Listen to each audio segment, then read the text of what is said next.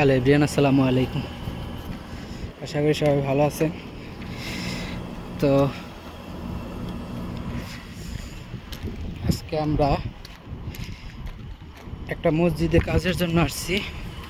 এখানে একটা রিপোর্ট আসছে। তো আসার পরে যে এই জায়গার দায়িত্বে আছে সে আমাদেরকে বললো যে সবগুলো এসি ফিল্টার ক্লিন করতে এবং কি চেক করতে, যে ঠান্ডা ঠিকঠাক মতো আসতেছে কিনা চেক দেওয়ার জন্য, যে সবটি এসি অন আছে কিনা। তো আমি উপরে আসলাম এইমাত্র, এই একটা এসি অফ দেখতেছি। এখানে সবটি এসি কিন্তু আমি চেক দিতেছি, এখানে এই সাইডের সবটি এসি অন আছে। এই একটা এসি বাস, এই একটা এসি অফ, এই এসিটা অফ আছে না, এটা তো অন হয়েছিল। কম্প্রেসার সাউন্ড বোঝা যাচ্ছে, হয়তো টেম্পারেচার কমানো আছে নিচে, অটো অফ হয়ে গেছে। ওইটা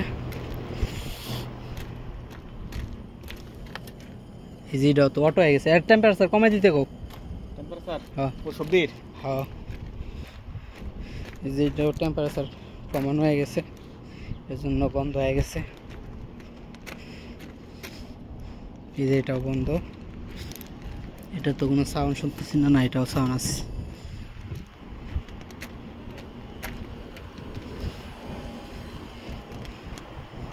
এগুলো নতুন এসি লাগানো হয়েছে, তারপরও মসজিদ এটা গরম আসতেছে এখন, এর জন্য মানে একটা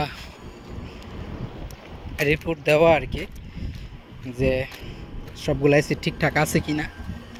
এটাও ঠিক আছে, এটাও ঠিক আছে, বাস চেক দেওয়া। কারণ মসজিদ, এখানে নামাজ পড়লে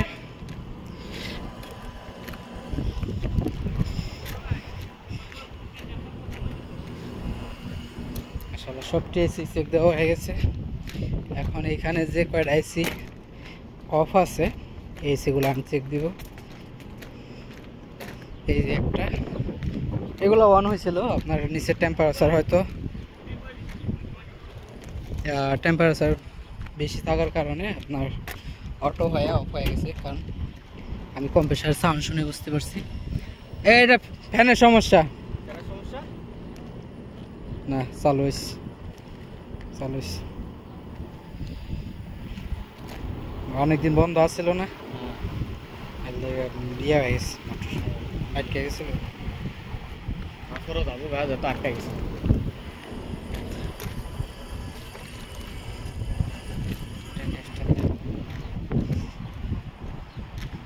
এই যে এটা অন হয়েছে,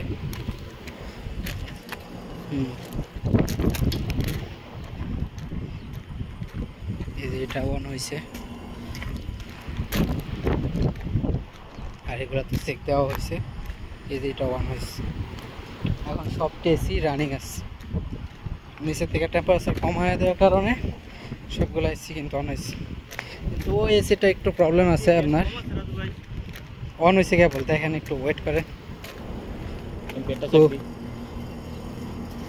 আরে এখন অন হয়েছে মগা, ঠিক আছে। এই এসিটা প্রথম ফ্যান স্টার্টিংটা নেওয়া একটু লেট হয়েছিল, হয়তো ক্যাপাসিটি দুর্বল হয়ে গেছে এটার, এর কারণে স্টার্টিংয়ের সময় একটু লেট হয়েছে।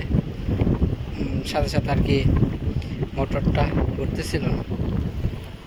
তো এখন যখন অন হয়েছে অটোমেটিক, আশা করি চলে যাবে। যদি পরবর্তীতে কোনো রিপোর্ট আসে তখন আমরা এসে এটার ক্যাপাসিটারটা চেঞ্জ করে দিব, ফ্যান মোটরের ক্যাপাসিটারটা চেঞ্জ করা হবে।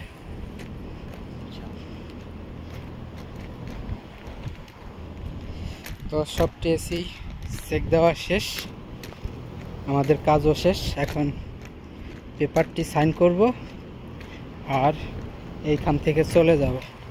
তো এই একটা মজা যে কোম্পানিতে আপনার রিপোর্ট আসলে কাজে আসবেন, তারপর আইসা দেখবেন যে কী সমস্যা।